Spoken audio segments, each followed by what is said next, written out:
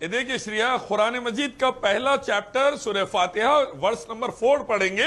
उसमें लिखा है इय्याका नअबुदु व इय्याका नस्तईन, एक ईश्वर अल्लाह, हम आप ही की पूजा करते हैं, आप ही से मदद मांगते हैं। भगवत गीता चैप्टर 7 वर्स 20 पढ़ेंगे, लिखा है श्री कृष्ण ने कहा, अर्जुन तू एक ईश्वर को छोड़कर दूसरों की पूजा करेगा नरक में जाएगा।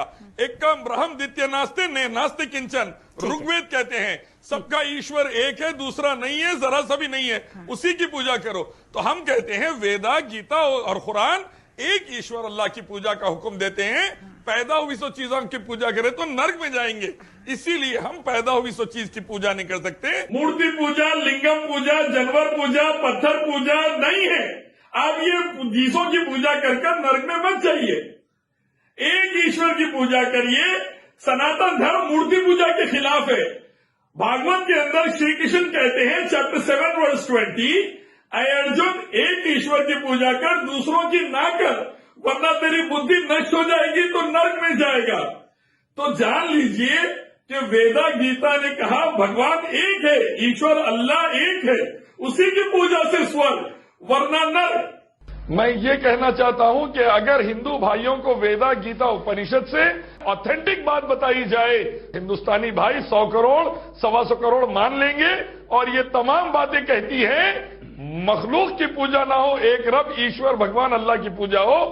देखिए मैं ये कहना चाहता हूं कि अगर हिंदुइज्म को फैलाने के लिए वेदा, भगवत गीता, उपनिषद इस्तेमाल की गई तो पता चलेगा एकम विदित्यम, ईश्वर सबका एक ही है और सब मुसलमान बन जाएंगे। 30 करोड़ हिंदू भाई बहन पूरी आस्था रखते हैं हिंदू धार्मिक किताबों पर, वेदा, गीता, उपनिषद, मनुस्मृति, पुराण पर। 25 करोड़ मुसलमान रखते हैं कुरान हदीस पर। दोनों मिलकर अपने धार्मिक किताबों से मसले को सॉल्व करिए। कोई भी हिंदू वेदा, गीता, उपनिषद के खिलाफ, श्री राम श्री कृष्ण के खिलाफ नहीं जाएगा। जिन्होंने कभी भी अयोध्या का जिक्र नहीं किया, मूर्ति पूजा के खिलाफ बात की, एक कॉमन टर्म की तरह। भगवत गीता चैप्टर 7 वर्स 20, श्री कृष्ण ने बोला है worship the only creator not the creation, that is ला इलाहा इल्लल्लाह।